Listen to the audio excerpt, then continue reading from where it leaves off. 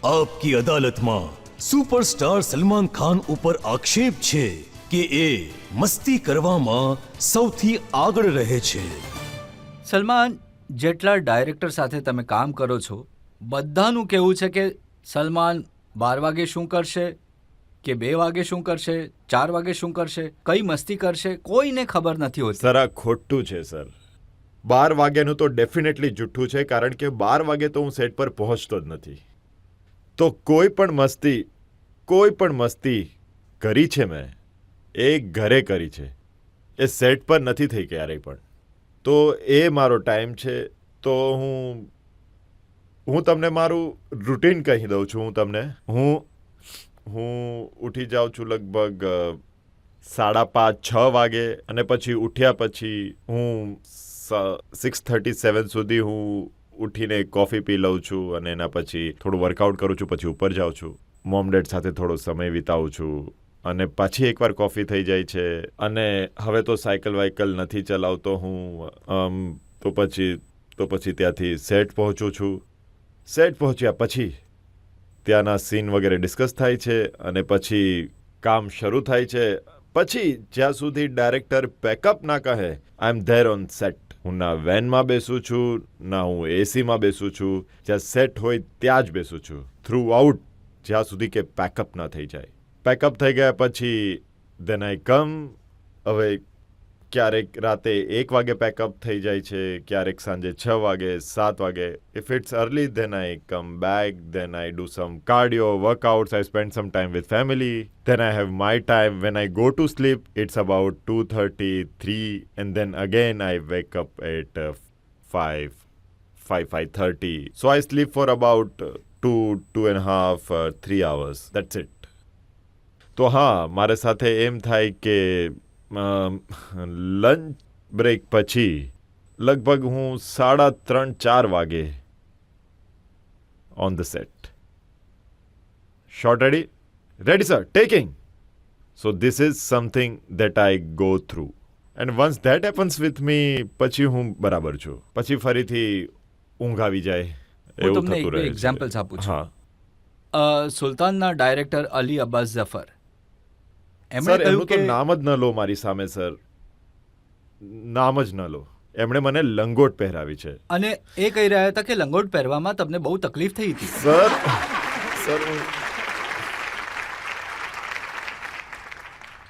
Sir હું રડી પડેલો હું. હવે એમનો કોન્સેપ્ટ હતો કે જ્યારે સીન સંભળાવ્યો, ફિલ્મ સંભળાવી, એમણે કહ્યું લંગોટ પહેરવું પડશે. મેં કહ્યું પહેરી લઈશ લંગોટ. પછી એકચ્યુઅલી જ્યારે મારી પાસે લંગોટ આવી તો મેં કહ્યું કેવી રીતે પહેરીશું? અને 5,000નું ક્રાઉડ, જુનિયર આર્ટિસ્ટ, સ્ત્રીઓ, અને જે જુનિયર આર્ટિસ્ટ જેની સાથે મેને પ્યાર કિયાથી કામ કર્યું છે, એ બધા. અને હું પહેરી લીધી મેં, અને વેનિટીમાં બેઠો રહ્યો હું. હિંમત નહોતી થતી બહાર નીકળો. મેં કહ્યું ચાલો નીકળી જ જાઓ. એટલે મેં પછી સરોંગ પહેરી લીધું, એક લુંગી ટાઈપનું. ત્યાંથી બહાર નીકળ્યો, અને એ અખાડામાં આવ્યો હું, અને બધાને કહેલું હતું કે લંગોટ છે. તો ત્યાંથી એ શરૂ થઈ ગયું. સ્ત્રીઓ અને જેટલા પણ જુનિયર આર્ટિસ્ટ હતા એ કાઢી નાખો ભાઈ, કાઢી નાખો. અરે યાર, સાચે. અને સીટીઓ વાગી રહી હતી, અને મોબાઈલ બહાર આવી ગયા કેમેરા સાથે. તો પછી મેં અલીને કહ્યું કે આ મારાથી નહીં થાય. હું ત્યાંથી જતો રહ્યો વેનની અંદર. પછી એકદમ કરેજ, એકદમ શક્તિશાળી બનીને ફરીથી નીકળ્યો. અને પછી જ્યારે મેં પેલી લુંગીને ખોલી, અને ત્યાંથી જે રિએક્શન આવ્યું છે. હવે પહેલો લંગોટ નહીં પહેરે તો શું પહેરશે? હા, તમારી વાત સાચી છે, એટલે જ એ પહેરી મેં. અને એ એક્સપોઝ કરવા માટેનું કોઈ બી ઇન્ટેન્શન હતું જ નહીં. એ જરાય બોડી બતાવવા માટે ન હતું. એક પહેલવાન તો છે જ, એક કેરેક્ટર બતાવવા માટેનું હતું. And I think that turn out pretty okay. સુલતાનના શૂટિંગ દરમિયાન તમારી પાસે એક સ્કૂટર હતું જે એ સ્કૂટર લઈને તમે ગામમાં ગાયબ થઈ ગયા હતા. હા, ત્યારે શોર્ટમાં ટાઈમ લાગી રહ્યો હતો અને અમે લોકો કદાચ યુપીમાં શૂટિંગ કરી રહ્યા હતા, મોરનામાં કરી રહ્યા હતા, જે દિલ્હીથી લગભગ 2.5-3 કલાક દૂર છે. તો ટાઈમ લાગી રહ્યો હતો અને આઈ થિંક પેલો ટ્રેક્ટર ઉપાડવાનો જે શોટ છે એ હતો, એટલે મને લાગ્યું કે ચાલો ક્યાંક બહાર આટો મારી આવું. ચાલતા ચાલતા જગ્યા એટલી સુંદર હતી કે હું ચાલતો જ ગયો. પછી મેં જોયું કે રસ્તામાં અમુક છોકરાઓ પાસે બેગ હતી, બોક્સ લઈને, ભારે બોક્સ, નાના બાળકો એ સ્કૂલ તરફ જઈ રહ્યા હતા. અને મેં સ્કૂટર ફેરવ્યું, બધાને બેસાડ્યા અને જે જગ્યાએ એમની સ્કૂલ હતી એ અમારું જ્યાં શૂટિંગ થઈ રહ્યું હતું એનાથી થોડી જ આગળ હતી. તો મેં એમને ટાટા કરીને એમને છોડી દીધા. તો અલીને સારું લાગ્યું. તો અલીએ ફિલ્મમાં પણ કદાચ એ નાખ્યું છે કે હું છોકરાઓને સ્કૂલે છોડી રહ્યો છું. એ હતું. એમાં કોઈ મસ્તી ન હતી. હું બોર થઈ રહ્યો ચાલો હતો. હું માની લઉં છું કે આ કોઈ મસ્તી નહોતી, પણ કરણ અર્જુનના સેટ પર તમે શાહરૂખ ખાનને ગોળી મારી અરે દીધી હતી. નહીં સર, એવું ન હતું. અરે તો- લોકોને લાગ્યું કે શાહરૂખ ખાન તો ગયો. હા, એક કિસ્સો હતો, પણ આ વિશે તમને કોણે કહ્યું? શાહરૂખે. જવા દો ને કોણે કહ્યું એ. પણ તમે બંદૂક તો ચલાવી હતી.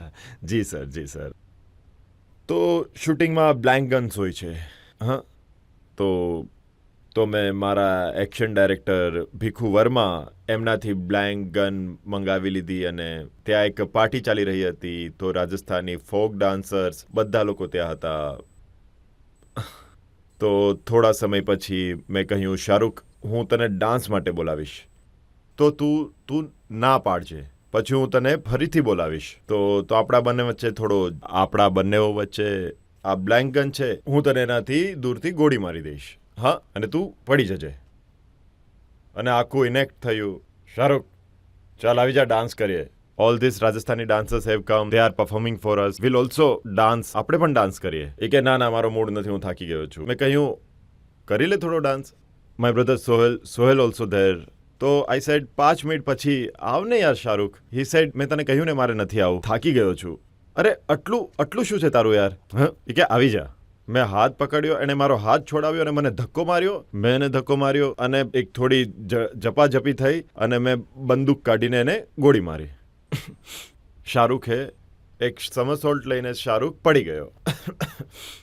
અને જેટલા પણ લોકો ત્યાં હાજર હતા, આઈ થિંક હની આંટી, જાવેદ સાહેબની મિસિસ હની આંટી, હની ઈરાની, એ હતા ત્યાં. તો એમણે બોલવાનું શરૂ કર્યું કે હું તો એને બાળપણથી ઓળખું છું, આ એવો છોકરો નથી, ખબર નહીં શું થઈ ગયું. પછી ત્યાં એક નિશી પ્રેમ નામની જર્નલિસ્ટ હતી. She said, I have always known this boy to be like this.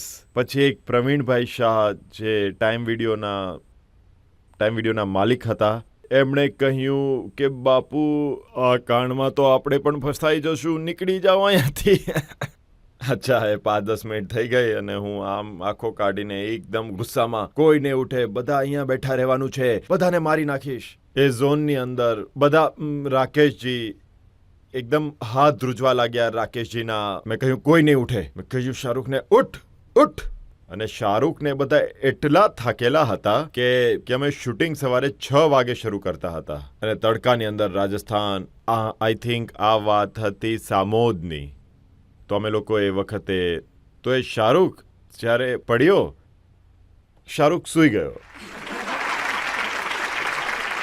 હું શાહરૂખને ઉઠાડું, ઉઠ, શું નાટક કરે છે, ઉઠ, શું નાટક. હવે શાહરૂખ ઉઠતો જ ન હતો. હવે સોહેલ પેનિક, ભીખુદા પેનિક, અને હું બંદૂક ચેક કરું.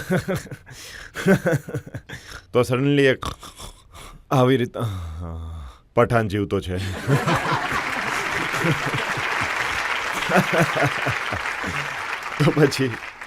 તો પછી મેં 3-4 વાર ફાયર કર્યું અને પછી બધા હસવા લાગ્યા કે શું કરો છો તમે લોકો.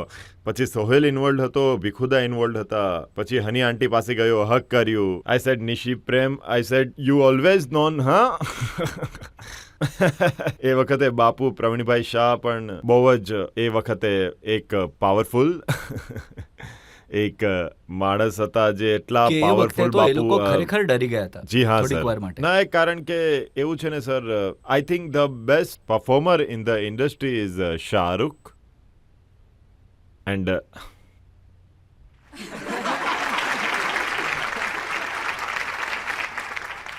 ના બોલવાની જરૂરત નથી તો એ પરફોર્મન્સ જેવું કે કરણ અર્જુનનું જે પરફોર્મન્સ હતું ઓન સ્ક્રીન એનાથી બેટર આ હતું, મચ બેટર આ હતું કે બધા એમાં કન્વિન્સ થઈ ગયા, ભાગવાની કોશિશ કરવા લાગ્યા. તો it was the good experience. વાત તમારી મસ્તીની ચાલતી હતી. સંજય દત્ત સાથે બહુ મસ્તી કરતા હતા તમે? સર પણ એ સંજુની સાથે જે મસ્તી થયેલી મારી ઘણી બધી થયેલી, હું અહીંયા બધાને નહીં કહી શકું હમણાં. એ અલગ જ. એક વખત તો બહુ ભડકી ગયા હતા તમારા ઉપર. સર એ અમારું એક એ છે, એ મારા મોટા ભાઈ છે, હંમેશા મારા પર ભડકે છે સર, અને એ એક બરાબર જ છે. પણ અમે એકબીજાને પ્રેમ પણ એટલો જ કરીએ છીએ.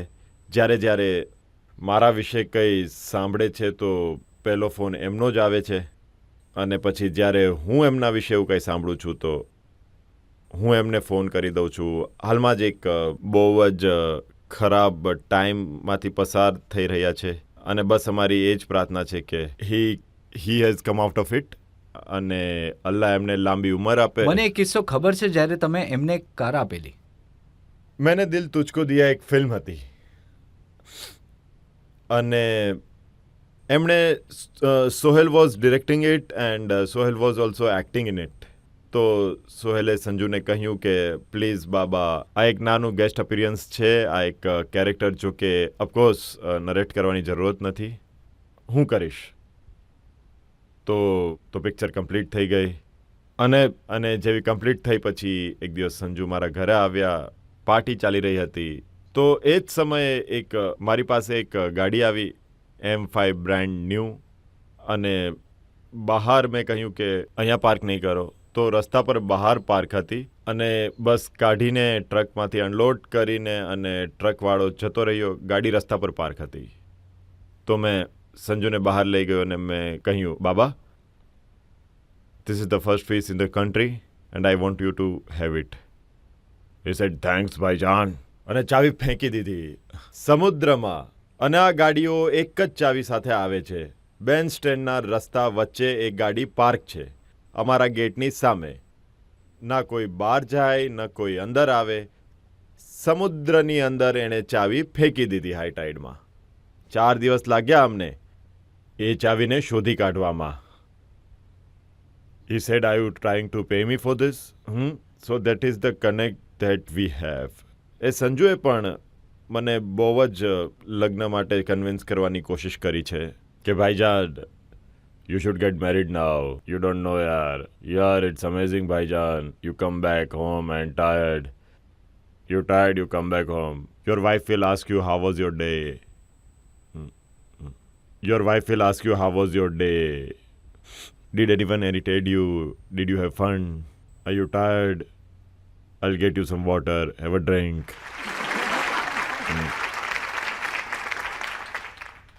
You should get married, ભાઈજાન. All these things ના બેચલરહુડ સાવ વાહિયાત છે, બુલશિટ છે. સિરિયસલી ભાઈજાન. અરે વેટ યાર.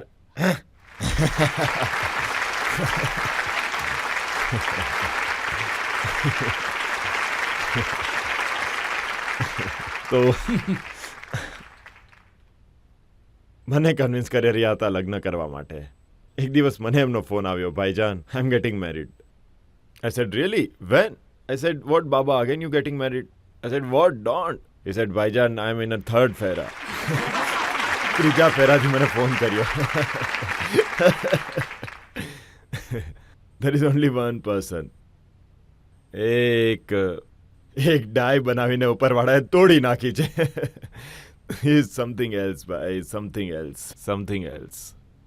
I love him. સંજુ સાથે તો બહુ તમારી જી સર. દોસ્તી રહી છે. આમિર ખાનનો પણ મેં એક કિસ્સો સાંભળ્યો છે. ન્યૂયોર્કમાં તમે અને આમિર ખાન પરફોર્મ કરી રહ્યા હતા અને દાંડિયાથી એક છોકરીના માથામાં ઈજા થઈ હતી. હા, ત્યારે અમે લોકોએ સોફ્ટ ટોયઝ ફેંક્યા કરતા હતા ને, એમના હાથમાંથી દાંડિયો છૂટી ગયો ઓડિયન્સમાં. કરતા અને સીધો જઈને એક છોકરીના માથામાં લાગ્યો. લોહી નીકળવાનું શરૂ થયું. પણ આમિર ખાનનો એક બહુ સરસ કિસ્સો છે જે હું તમને સંભળાવવાનો છું. અમે લોકો એક શો કરતા હતા જુમ્મા ચુમ્મા, અને જુમ્મા ચુમ્મામાં હું તો એ લેધર જેકેટ અને મેને પ્યાર કિયાનું જીન્સ પહેરીને ચાલી નીકળ્યો. અને હવે એમનું કંઈ એક્ટ હતું, તો એમણે એક પહેલાં પઠાણી પહેરી હતી અને પછી પઠાણી ઉતારીને એના નીચે કંઈ બીજું પહેર્યું છે એ ઉતારશે, એના નીચે બીજું કંઈ પહેર્યું છે એ ઉતારશે. અમે કહ્યું, આમિર, આ બધું આમાં ટાઈમ લાગશે યાર, તે પોતાની જાતને ફક્ત 20 સેકન્ડ જ આપી છે. આમિર જતા રહ્યા. એક આવ્યો એમનો, એ આવ્યા અને જેકેટ ઉતાર્યું અને શેરવાનીનું, અને એને તો પહેરી લીધી પઠાણી પણ, અને પઠાણીનું નાડું જ નહોતું બંધાતું. જલ્દી સ્ટેજ પર જવાનું છે તો એ પડી ગયું. પછી જ્યારે પાછા ચાલ્યા ગયા કાઢવા માટે, તો બૂટમાંથી એ પાયજામો નીકળતો જ ન હતો. તો એક ચાલ્યું ગયું અને મને આમિર ત્યાંથી જોઈ રહ્યો હતો કે કેવી પનોતીવાળી જીભ છે. અરે સાચે ગ્રેટ ટાઈમ. અમે લોકો સાઉથ આફ્રિકાના અંદર શો, ઇનફેક્ટ આમિર અને હું હમણાં 2-3 દિવસ પહેલાં જ વાતો કરી રહ્યા હતા કે સાઉથ આફ્રિકાના શોમાં હતા 2 પ્રમોટર્સ હતા, ગોરાભાઈ, નાનાભાઈ. સાઉથ આફ્રિકામાં ડર્બનની અંદર શો હતો, તો એક દિવસ વરસાદ પડી ગયો, બીજા દિવસે વરસાદ પડ્યો.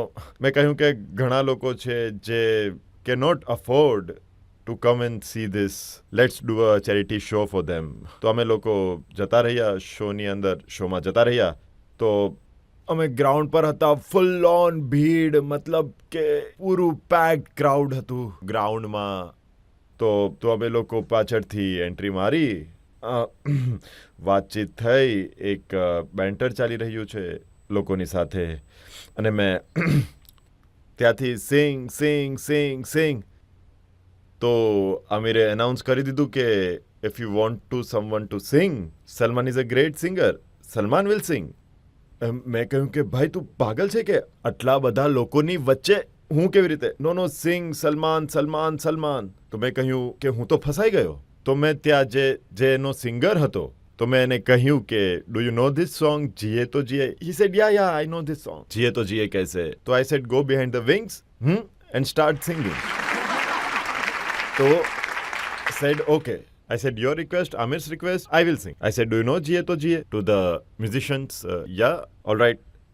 અને વગાડવાનું શરૂ કર્યું, અને ત્યાંથી પહેલો ગાઈ રહ્યો છે જીએ તો જીએ કેસે, એ ગાઈ રહ્યો છે, અને હું અહીંયા લિપસિંગ કરી રહ્યો છું. Only lip sync the song. And Aamir મારી તરફ જોતો રહ્યો, અને કેટલું સરસ ગાઈ રહ્યો છે. મતલબ હું તો આને ફસાવાના ચક્કરમાં હતો. આ કેટલું સરસ ગાય છે.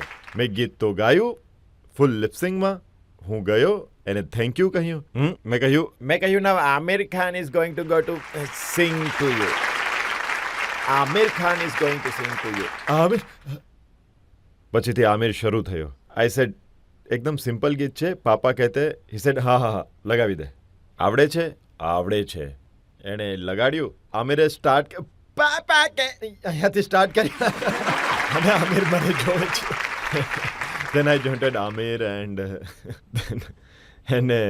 પછી અમે બંને ગાયું. I have been fortunate that I have worked with great guys, great producers, great directors, અને ઘણા બધા આર્ટિસ્ટ, heroes, heroines, અને મોટે ભાગે બધા સાથે બની ગયું. એકાદ સાથે જેના સાથે જેમની સાથે ન બન્યું એમના સાથે પિક્ચર પણ ન બન્યું. બીજું શું કહું? But if there is something that I have always believed કે જો કોઈ સ્ક્રિપ્ટમાં બહુ સારી વસ્તુ આવતી હોય and you don't get along with that person, whoever is going to be with you, you cannot throw that person out. તમે એને પિક્ચરમાંથી બહાર નહીં કાઢો. તમે પોતે બેકઆઉટ થઈ જાઓ. Never take somebody's રોજીરોટી અવે. તમે પોતે જ બેકઆઉટ થઈ જાઓ. જો તમને બહુ જ સારી લાગતી હોય તો કે you do not want to back out of it, then you will make sure that everything is okay between you guys, whoever you don't like. Salman, એમાં કોઈ શક નથી કે તમે બહુ જ કામ કર્યું છે, ઘણા સારા રોલ કર્યા છે, લોકોએ પ્રેમ આપ્યો છે, પણ જ્યારે વાત આવે છે અવોર્ડ્સની તો એમાં તમે પાછળ રહી જાઓ છો અને આવું પહેલી ફિલ્મથી થતું આવ્યું છે.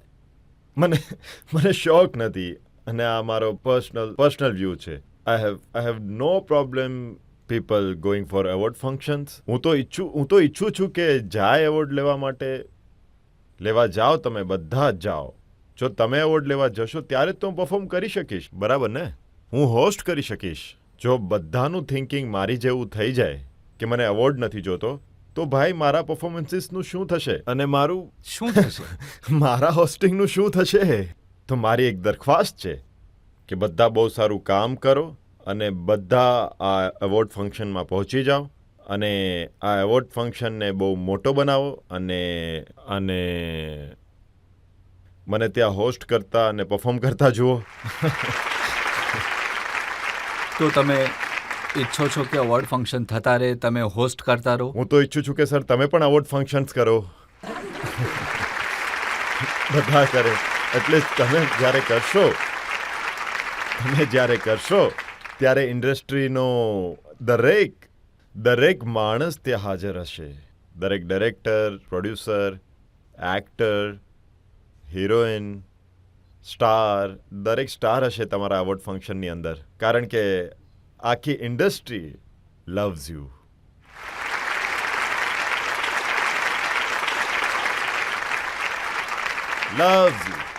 loves you. તો મને લાગે છે કે એક બ્રેક લેવાનો નહીં સમય સર, થઈ ગયો તમારે છે. જરૂર નથી. I love you. Thank you so much. Thank you. અને આ પાછું કહી રહ્યો છું આઈ લવ યુ, કેમ કે ઘણો સમય થઈ ગયો મને આઈ લવ યુ કહેતા.